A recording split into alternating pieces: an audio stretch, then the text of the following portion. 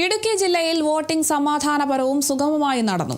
5 മണ്ഡലങ്ങളിലെയും സ്ഥാനാർത്ഥികൾ വോട്ട് രേഖപ്പെടുത്തി വിജയപ്രതീക്ഷയോടെയാണ് മടങ്ങിയത്.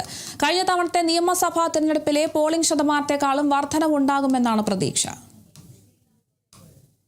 ഇടുക്കി ജില്ലയെ അപേക്ഷിച്ച് രാവിലെ പോളിംഗ് തുടങ്ങിയപ്പോൾ നീണ്ട ക്യൂ ആയിരുന്നു. പിന്നീട് വേനൽ കടുത്തതോടെ പോളിംഗ് ശതമാനം കുറയുകയായിരുന്നു. ഉച്ചയ്ക്ക് ശേഷമായിരുന്നു വീണ്ടും പോളിംഗ് ശതമാനം വർദ്ധിച്ചത്. കഴിഞ്ഞ നിയമസഭാ തെരഞ്ഞെടുപ്പിൽ പോളിംഗ് ശതമാനം 68.53 ആയിരുന്നു. ഈ പ്രാവശ്യം അത് വർദ്ധിക്കാനുള്ള സാധ്യതയാണ് കാണുന്നത്. ഏതായാലും സ്ഥാനാർത്ഥികൾ തങ്ങളുടെ മണ്ഡലങ്ങളിലെല്ലാം എത്തി രാവിലെ തന്നെ തങ്ങളുടെ വോട്ട് രേഖപ്പെടുത്തിയ ശേഷം വലിയ വിജയസാധ്യതയോടെയാണ് മടങ്ങിയത്.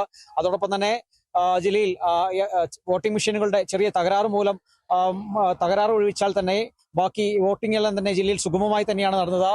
പ്രശ്നങ്ങൾ ഉണ്ടാകാതിരിക്കാൻ തന്നെ ജില്ലാ പോലീസ് മേധാവിയുടെ നിർദ്ദേശപ്രകാരം തന്നെ 3000-ലധികം പോലീസ് സേനയെ ജില്ലയിൽ വിന്യസിപ്പിച്ചിരുന്നു.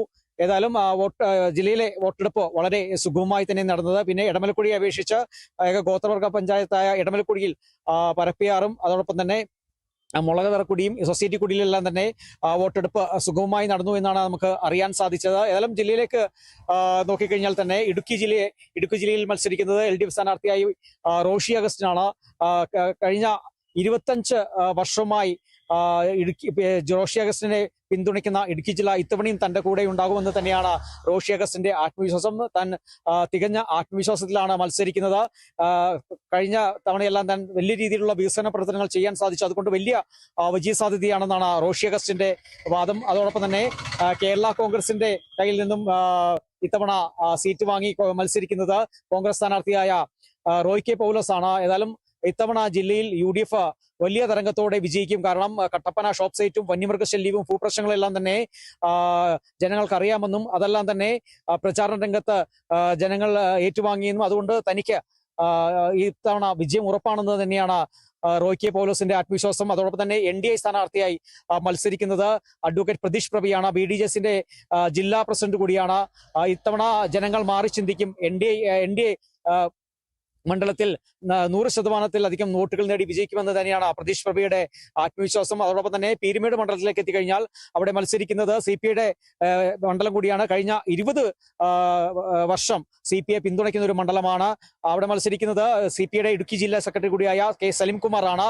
ഇത്തവണ മണ്ഡലത്തിൽ താൻ ആ CPIയുടെ സീറ്റ് നിലനിർത്തും, അല്ലെങ്കിൽ CPIയുടെ കോട്ട നിലനിർത്തും എന്ന് തന്നെയാണ് ഈ സലിംകുമാറിന്റെ ആത്മവിശ്വാസം. കാരണം ജില്ലയിലെ വികസന പ്രവർത്തനങ്ങളെല്ലാം തന്നെ തോട്ടമേഖലകളിലടക്കമെല്ലാം തന്നെ LDF ഇടപെടാൻ സാധിച്ചു. സർക്കാരിന്റെ വികസന പ്രവർത്തനങ്ങൾ എത്തിച്ചിട്ടുണ്ട്. അതുകൊണ്ട് തന്നെ തീർച്ചയായിട്ടും തനിക്കാണ് ഇത്തവണ വിജയപ്രതീക്ഷ എന്ന് തന്നെയാണ് K സലിംകുമാറിന്റെ ആത്മവിശ്വാസം. അതോടൊപ്പം തന്നെ UDF സ്ഥാനാർത്ഥിയായി മത്സരിക്കുന്നത് അഡ്വക്കേറ്റ് സിറിയക് തോമസ് ആണ്. കഴിഞ്ഞ 2 തവണ മണ്ഡലത്തിൽ തോറ്റതാണെങ്കിലും തന്നെയും ഇത്തവണ തനിക്ക് വലിയ ഭൂരിപക്ഷത്തിൽ തന്നെ മനസ്സിലാക്കുന്ന ജനങ്ങൾ ഈ മണ്ഡലത്തിലുണ്ട്. കാരണം ഒരു വികസനവും തൊഴിലാളി ലയങ്ങളിലോ അല്ലെങ്കിൽ കാർഷിക മേഖലയ്ക്ക് ഒന്നും തന്നെ സർക്കാരിന് ചെയ്യാൻ സാധിച്ചിട്ടില്ല. അതുകൊണ്ട് ഇത്തവണ ഈ വിജയം തനിക്കൊപ്പമാണ്. UDF തരംഗമായി മാറും സംസ്ഥാനം ഒട്ടാകെ. അതോടൊപ്പം തന്നെ തനിക്ക് ഇവിടെ ഈ മണ്ഡലത്തിൽ വിജയിക്കാനാവും എന്ന് തന്നെയാണ് അഡ്വക്കേറ്റ് സിറിയക് തോമസിന്റെ പ്രതീക്ഷ. അതോടൊപ്പം തന്നെ NDA സ്ഥാനാർത്ഥിയായി മത്സരിക്കുന്നത് രതീഷ് വരികുമലയാണ്. രതീഷ് വരികുമല പറയുന്നത് ഒരു നാണയത്തിന്റെ ഇരുവശങ്ങളാണ് ഈ 2 മുന്നണികളും. അതുകൊണ്ട് തന്നെ ഇവരോടുള്ള വിശ്വാസം ജനങ്ങൾക്ക് നഷ്ടപ്പെട്ടു. അതുകൊണ്ട് തന്നെ തനിക്കാണ് വലിയ വിജയപ്രതീക്ഷ. ഇത്തവണ താൻ വിജയിക്കുമെന്ന് തന്നെയാണ് രതീഷ് വരികുമലയുടെ ആത്മവിശ്വാസം. അതോടൊപ്പം തന്നെ ഉടുമ്പൻചോലയിലേക്ക് എത്തിക്കഴിഞ്ഞാൽ കഴിഞ്ഞ 3 തവണ MLA ആയി ഇവിടെ നിന്ന് മത്സരിച്ച് ജയിച്ച KK ജയചന്ദ്രനാണ്. കഴിഞ്ഞ തവണ മണിയാശൻ വിജയിച്ച മണ്ഡലം കൂടിയാണ് ഉടുമ്പൻചോല. LDFന്റെ കോട്ട എന്നറിയപ്പെടുന്ന ഒരു മണ്ഡലം കൂടിയാണ് ഉടുമ്പൻചോല. മണിയാശൻ ചെയ്ത വികസന പ്രവർത്തനങ്ങൾ തനിക്ക് വോട്ടായി മാറും. താൻ MLA ആയിരുന്നപ്പോൾ നിരവധി വികസന പ്രവർത്തനങ്ങൾ മണ്ഡലത്തിൽ ചെയ്തിട്ടുണ്ട്. അതുകൊണ്ട് തനിക്ക് അതെല്ലാം തന്നെ വോട്ടായി മാറും എന്ന് തന്നെയാണ് KK ജയചന്ദ്രന്റെ ആത്മവിശ്വാസം. എതിർ സ്ഥാനാർത്ഥിയായി UDFിൽ മത്സരിക്കുന്നത് സേനാപതി വേണുവാണ്. ഏതായാലും ഇത്തവണ മണ്ഡലത്തിലെ വികസനങ്ങൾ ഒന്നും നടപ്പിലാക്കിയിട്ടില്ല. ഭൂപ്രശ്നങ്ങൾ തന്നെ ഉയർത്തിക്കാട്ടിയാണ് താൻ പ്രചാരണ രംഗത്ത് സജീവമായത്. അതുകൊണ്ട് തന്നെ ജനങ്ങൾക്കറിയാം സർക്കാർ തങ്ങളെ കബളിപ്പിക്കുകയാണ്. അതുകൊണ്ട് ഇത്തവണ ഇവിടെയുള്ള ജനങ്ങൾ തനിക്ക് വിധി എഴുതും, താൻ വിജയിക്കുമെന്ന് തന്നെയാണ് UDF സ്ഥാനാർത്ഥിയായ സേനാപതി വേണുവിന്റെ വിശ്വാസം. അതോടൊപ്പം തന്നെ NDA സ്ഥാനാർത്ഥിയായി മത്സരിക്കുന്നത് സംഗീത വിശ്വനാഥനാണ്. BDJസിന്റെ സംസ്ഥാന വൈസ് പ്രസിഡന്റ് കൂടിയാണ്. ഇത്തവണ തനിക്ക് അനുകൂലമായി ജനങ്ങൾ വിധി എഴുതും. കാരണം പാർലമെന്റ് തെരഞ്ഞെടുപ്പിൽ തനിക്ക് വലിയ ഭൂരിപക്ഷം നേടാൻ സാധിച്ചു, വലിയ വോട്ട് വിഹിതം നേടാൻ സാധിച്ചു. അതുകൊണ്ട് മണ്ഡലത്തിൽ തന്നെ പരിചയപ്പെടുത്തേണ്ട കാര്യമില്ല. അതുകൊണ്ട് താൻ ഇവിടെ വലിയ വിജയം നേടുമെന്ന് തന്നെയാണ് ഉടുമ്പൻചോല NDA സ്ഥാനാർത്ഥി സംഗീത വിശ്വനാഥന്റെ ആത്മവിശ്വാസം. ഏതായാലും ദേവികുളത്താണ് ഏറ്റവും കൂടുതൽ ത്രികോണ മത്സരം നടക്കുന്നത്. സിറ്റിംഗ് MLA ആയ രാജയാണ് LDF സ്ഥാനാർത്ഥിയായി രണ്ടാം തവണ മത്സരിക്കുന്നത്. സർക്കാരിന്റെ ഓരോ വികസന പ്രവർത്തനങ്ങളും ജനങ്ങളിലേക്ക് തനിക്ക് തന്നാൽ കഴിയുന്ന വിധം എത്തിച്ചിട്ടുണ്ട്. അതുകൊണ്ട് ഇത്തവണ ജനങ്ങൾ തനിക്ക് തന്നെയാണ് വിധി എഴുതുള്ളൂ. താൻ രണ്ടാം തവണ കൂടുതൽ വോട്ട് നേടി വിജയിക്കുമെന്ന് തന്നെയാണ് LDF സ്ഥാനാർത്ഥി രാജയുടെ ആത്മവിശ്വാസം. അതോടൊപ്പം തന്നെ UDF സ്ഥാനാർത്ഥിയായി മത്സരിക്കുന്നത് പുതിയ മുഖമാണ് രാജയാണ്. രാജയുടെ ആത്മവിശ്വാസം ജനങ്ങൾക്ക് ഒരു വികസനവും ഈ സർക്കാർ എത്തിച്ചിട്ടില്ല. റോഡടക്കം തകർന്നു കിടക്കുകയാണ്, പാലങ്ങളടക്കം നന്നാക്കാനുണ്ട്.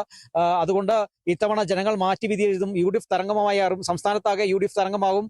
അതോടൊപ്പം തന്നെ ഈ മണ്ഡലത്തിൽ താൻ വിജയിക്കുമെന്ന് തന്നെയാണ് UDF സ്ഥാനാർത്ഥി രാജയുടെ ആത്മവിശ്വാസം. അതോടൊപ്പം തന്നെ NDA സ്ഥാനാർത്ഥിയായി മത്സരിക്കുന്നത് CPIM-ന്റെ 3 തവണ MLA ആയി വിജയിച്ച രാജേന്ദ്രനാണ്. തനിക്ക് തന്നെ ഈ മണ്ഡലത്തിൽ പരിചയപ്പെടുത്തേണ്ട കാര്യമില്ല, തന്നെ ജനങ്ങൾക്കറിയാം. താൻ മുൻപ് MLA ആയിരുന്നപ്പോൾ തന്നെ നിരവധി വികസന പ്രവർത്തനങ്ങൾ ജനങ്ങളിലേക്ക് എത്തിച്ചിട്ടുണ്ട്. അതെല്ലാം തനിക്ക് വോട്ടായി മാറും. അതുകൊണ്ട് ഇത്തവണ ജനങ്ങൾ കേന്ദ്രത്തിന്റെ എല്ലാവിധ വികസനങ്ങളും ജനങ്ങളിലേക്ക് എത്തിക്കാൻ തനിക്ക് സാധിക്കും. അതുകൊണ്ട് ഇത്തവണ താൻ വിജയിക്കും എന്ന് തന്നെയാണ് NDA സ്ഥാനാർത്ഥിയെ മത്സരിക്കുന്ന രാജേന്ദ്രന്റെ വാദം. അതോടൊപ്പം തന്നെ തൊടുപുഴയിലേക്ക് എത്തിക്കഴിഞ്ഞാൽ UDF സ്ഥാനാർത്ഥിയായി മത്സരിക്കുന്നത് അപ്പു ജോണാണ്. നിലവിൽ PJ ജോസഫിന്റെ ഒരു വാർഡ് തന്നെയാണെന്ന് മണ്ഡലം തന്നെയാണെന്ന് പറയാൻ സാധിക്കും. അതുകൊണ്ട് തന്നെ തനിക്ക് ഇവിടെ UDF വീണ്ടും ഇവിടെ വിജയിക്കുമെന്ന് തന്നെയാണ് അപ്പു ജോണിന്റെ ഒരു പ്രതീക്ഷ. അതോടൊപ്പം തന്നെ LDF സ്ഥാനാർത്ഥിയായി മത്സരിക്കുന്നത് സിറിയക് ചാഴിക്കാടനാണ്. ഇവിടെ ഒരു വികസന പ്രവർത്തനങ്ങളും നടന്നിട്ടില്ല. പകുതി റോഡുകളും മൺ റോഡാണ്.